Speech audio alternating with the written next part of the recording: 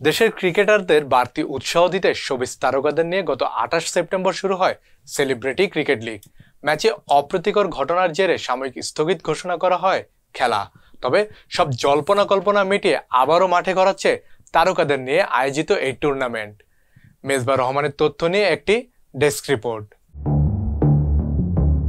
শুরু হয়েছে ক্রিকেট বিশ্বকাপ।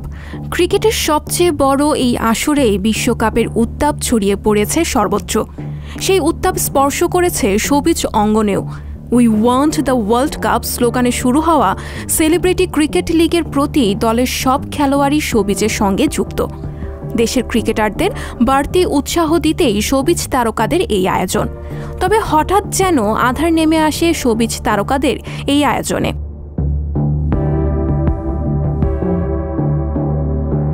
গত ২৮ সেপ্টেম্বর শুরু হয় সেলিব্রিটি ক্রিকেট লিগ। প্রায় ২ সপ্তাহ প্র্যাকটিস শেষে মিরপুর শহীদ সোহরাওয়ার্দী ইনডোর স্টেডিয়ামে শুরু হওয়া এই আয়োজনের পর্দা নামার কথা ছিল ৩০ সেপ্টেম্বর। সিসিএলে মোট ৮টি দলে ভাগ হয়ে অংশ নিয়েছেন শোবিজের কলাকুশলীরা। প্রতি দলে নারী ও পুরুষ তারকা শিল্পীরা ছিলেন।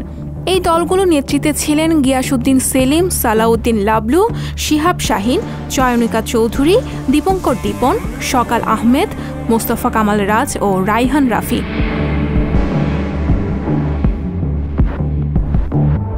তবে এত আয়োজন করে খেলা শুরুর মাত্র একদিন পরেই ২৯ সেপ্টেম্বর রাতে সিসিএলের ম্যাচে অপ্রীতিকর ঘটনার জেরে সাময়িক স্থগিত ঘোষণা করা হয় শোবিজ তারকাদের এই টুর্নামেন্ট। শোবিজ অঙ্গনের তারকা যে উদ্দেশ্যে এই লিগের আয়োজন করেন, ফলাফল ঘটে তার ভিন্ন।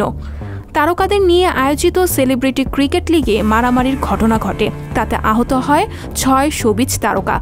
২৯ সেপ্টেম্বর রাতে মিরপুরের শহীদ সোহরাওয়ার্দী ইনডোর স্টেডিয়ামে গ্রুপ পর্বের ম্যাচে ২ দলের খেলোয়াড়দের মধ্যে এই ঘটনা ঘটে।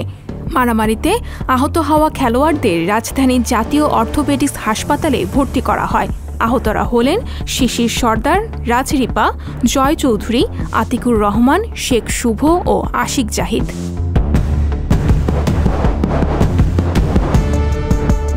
সব জল্পনা কল্পনা মিটিয়ে আবারও মাঠে গড়াচ্ছে তারকাদের নিয়ে আয়োজিত এই টুর্নামেন্ট। সিসিএল ২০২৩-এর আয়োজক কমিটি গত ৩ অক্টোবর এর তথ্য নিশ্চিত করেন। দেশের তারকাদের নিয়ে আয়োজিত এই টুর্নামেন্টকে ঘিরে শুরু হয়েছে নানা বিতর্ক।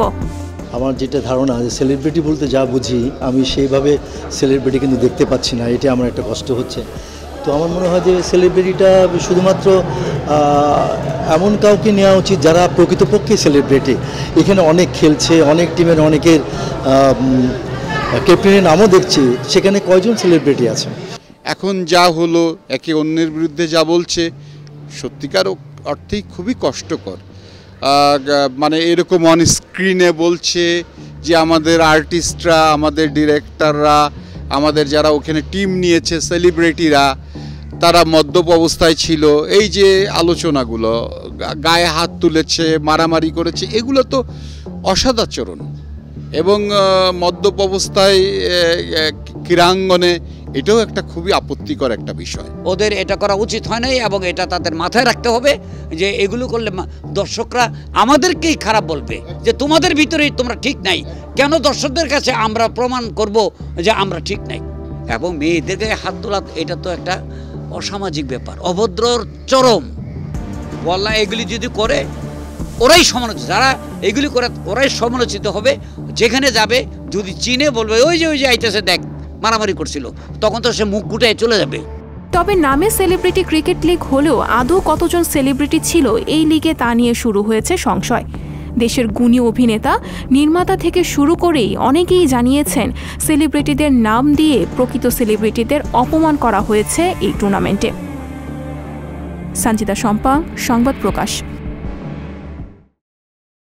সংবাদ, ফিচার ও অনুষ্ঠানের জন্য ভিজিট করুন সংবাদ প্রকাশের ওয়েবসাইট এবং যুক্ত থাকুন ফেসবুক পেজ ও ইউটিউব চ্যানেলের সঙ্গে।